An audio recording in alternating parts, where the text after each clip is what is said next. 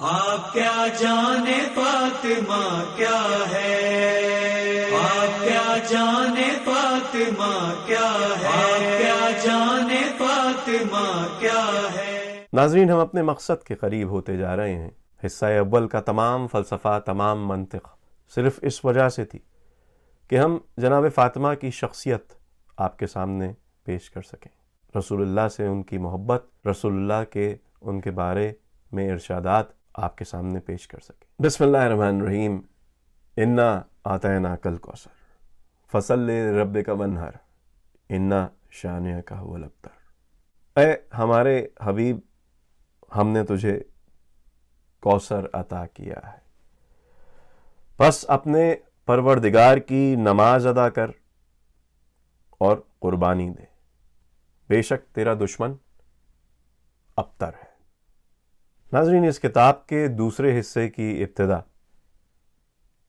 تعارف ہے جناب فاطمہ کا، جو کہ میں نے اس سورے کے طور پہ آپ کی خدمت میں پیش کیا۔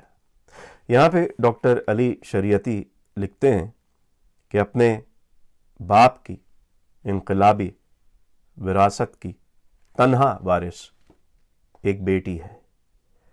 یہ بیٹی اپنے خاندان کے تمام عز و شرف کی وارث ہے۔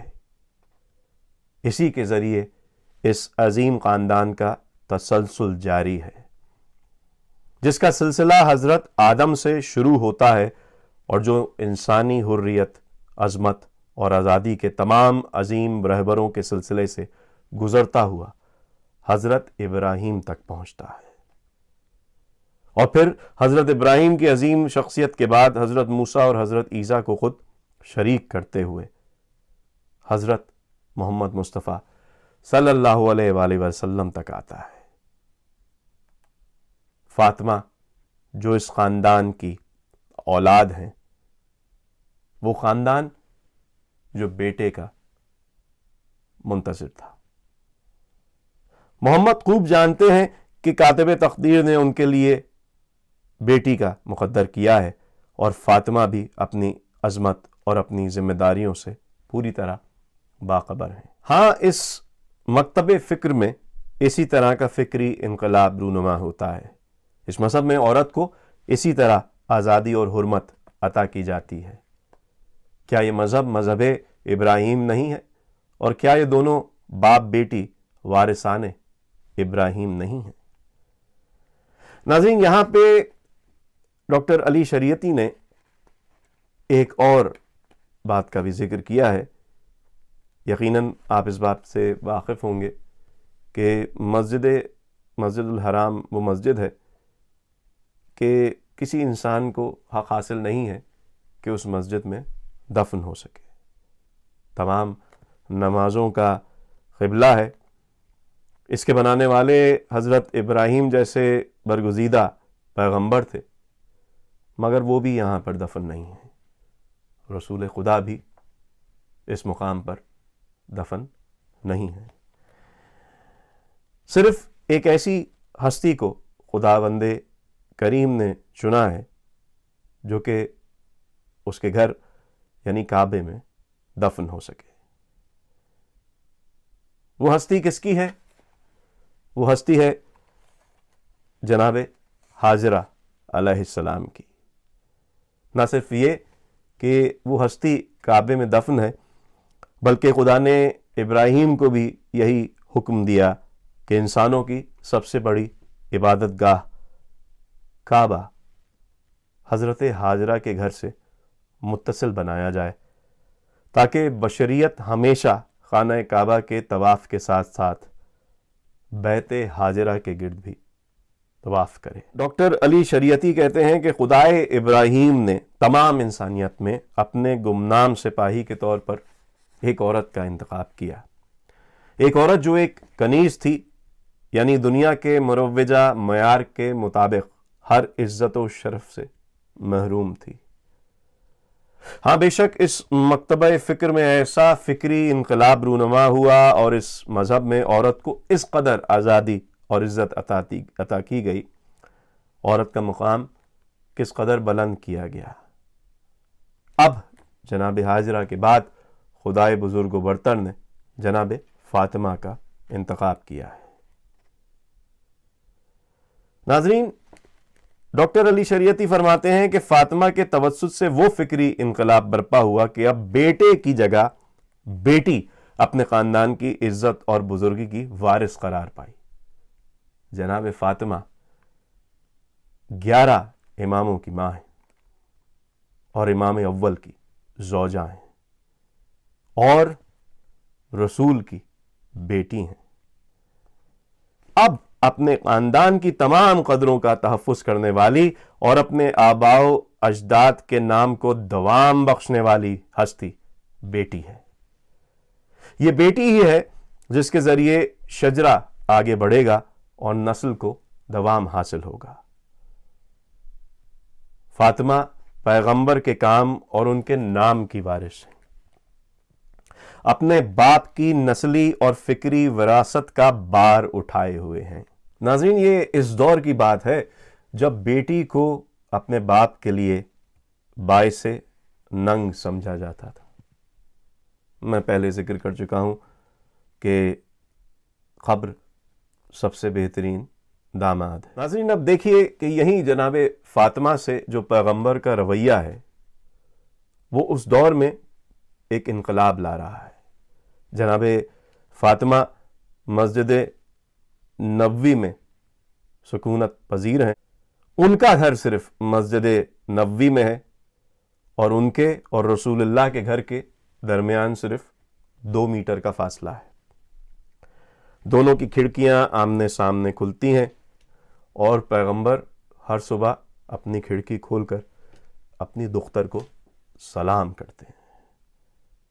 رسالت اپنی بیٹی کو سلام کرتی ہے اور رسالت اپنی بیٹی کے احترام میں کھڑی ہو جاتی ہے۔ آپ کو اس بات کا بھی پتہ ہوگا کہ جب کبھی کوئی سفر پہ جاتا ہے تو سب سے آخر میں اس سے ملتا ہے جس سے وہ بہت زیادہ محبت کرتا ہو، اور سفر سے آنے کے بعد بھی سب سے پہلے وہیں جاتا ہے جہاں اسے سب سے زیادہ انسیت ملتی ہے۔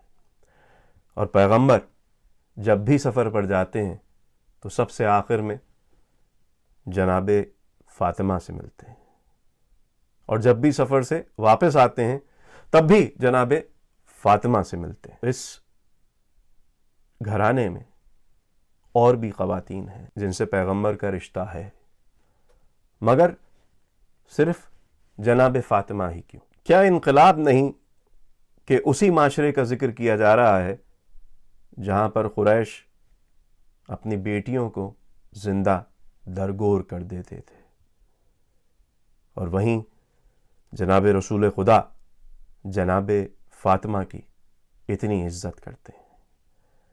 ڈاکٹر علی شریعتی یہاں پہ لکھتے ہیں کہ یہ حسن سلوک اور یہ رویہ ایک شفیق مہربان باپ کی محبت اور نوازش سے کچھ زیادہ معنویت رکھتا ہے۔ یہ محبت کا برتاؤ عرب میں ایک انقلابی ضرب کی حیثیت رکھتا ہے، جہاں عورتوں کے ساتھ غیر انسانی سلوک کیا جاتا تھا۔ اس طرح یہ حقیقت کہ اسلام کے پیغمبر اپنی بیٹی فاطمہ کے دستے مبارک کو بوسہ دیتے تھے، تمام بزرگوں، سیاستدانوں، تمام مسلمانوں اور بالخصوص پیغمبر کے اصحاب اور ساتھیوں کی نگاہیں کھولنے کے لیے بہت کافی تھا تاکہ وہ فاطمہ کی حیثیت اور ان کی عظمت کو پیغمبر کے اس رویے کے حوالے سے پہچان سکے۔ یہی سبب تھا کہ پیغمبر صرف محبت پدری نہیں بلکہ ایک وظیفے کے طور پر ایک فرض اور ایک عظیم ذمہ داری کے پورا کرنے کے لیے جناب فاطمہ کے ساتھ عزت اور احترام کا رویہ رکھتے تھے۔ آپ نے فرمایا، تمام دنیا کی عورتوں میں سب سے زیادہ فضیلت رکھتی ہیں 4 عورتیں: مریم، آسیہ، خدیجہ اور فاطمہ۔ اللہ فاطمہ کی خوشنودی سے خوش اور ان کی ناراضگی سے ناراض ہوتا ہے۔ فاطمہ کی خوشنودی میری خوشنودی ہے، فاطمہ کا غصہ میرا غصہ ہے. جو کوئی میری بیٹی فاطمہ کو دوست رکھتا ہے وہ مجھ کو دوست رکھتا ہے، اور جو کوئی فاطمہ کو خوش کرتا ہے وہ مجھ کو خوش کرتا ہے. جو فاطمہ کو غضبناک کرتا ہے وہ مجھے غضبناک کرتا ہے. فاطمہ میری پارائے تن ہے. جس نے اسے اذیت دی اس نے مجھے اذیت دی، جس نے مجھے اذیت دی اس نے خدا کو ناراض کیا. کیا وجہ ہے کہ پیغمبر کی مسلسل تکرار اور نشاندہی کہ میری اس بیٹی کو کبھی تنگ نہ کرنا. اور یہی بیٹی جو کہ تاریخ میں ام ابیہا کہلاتی ہے کہ جس نے اپنے باپ کی ایسی خدمت کی کہ ماں کا گمان ہو، اپنے باپ کی ماں، اور جس پر رسول خدا کی وفات کے بعد مشکلوں کا پہاڑ لاد دیا گیا، جس کو رونے کی بھی اجازت نہیں دی گئی، جس کو شہر کے باہر جا کر جنگل میں اپنے والد کو رونا پڑا، جو صرف 18 سال کی کم سنی میں اس دنیا سے گزر گئی. وہ کس بات پر اور کن لوگوں سے رسول خدا کی وفات کے بعد خفا رہی؟ یہ نہیں کہ اپنی خفگی کو چھپا کے رکھا، بلکہ ببانگ دہل یہ اعلان کیا کہ ناراض ہوں، خفا ہوں، اور مرتے دم تک خفا رہوں گی. کیا وجہ ہوئی کہ حضرت علی کی گوشہ نشینی کے باوجود بھی جناب فاطمہ زہرا نے حق کا علم بلند رکھا؟ صرف اس واسطے، صرف اس بات کا محرک یہ کہ مشکل میں بھی جب حق کا نام آئے تو اس کا علم لے کر 11 اماموں کی ماں سب سے آگے ہو. چاہے حضرت علی اسلام کو منتشر ہونے سے بچانے کی خاطر خاموش ہوں، گوشہ نشینی میں ہوں، مگر فاطمہ ہر در کھٹکھٹائے اور یہ کہے کہ ابوالحسن کا حق غصب کیا گیا ہے. وہی فاطمہ جو اپنے جنازے پر کن اشخاص کو بلانا نہیں چاہتی، اور اس حق کی دلیل دیتی ہے کہ فاطمہ صرف ان لوگوں کو اپنے دل کے قریب رکھتی ہے جو کہ رسول اللہ کو اپنے دل کے قریب رکھتے تھے. وہ اس تنہائی اور اس بے کسی کے عالم میں بھی لوگوں کو یہ بات بتانا چاہتی ہے کہ اس کی خوشنودی رسول اللہ کی خوشنودی ہے. اس کی ناراضگی چاہے جن سے بھی ہو رسول اللہ کی ناراضگی ہے. جنہوں نے اسے ستایا وہ تابت تک لعنت کا حصہ ہیں، اور جس نے اس کا دل ٹھنڈا کیا وہ اس کے دل کے بہت قریب ہیں. ناظرین، ابھی اس کتاب میں کچھ اور باتیں باقی ہیں. انشاءاللہ اس کتاب کو اگلے پروگرام میں مکمل کریں گے اور آپ کے سامنے دوبارہ حاضر ہوں گے. اصغر مہدی کو اجازت دیجیے. خدا حافظ. آپ کیا جانے فاطمہ کیا ہے، آپ کیا جانے فاطمہ کیا ہے، آپ کیا جانے فاطمہ کیا ہے.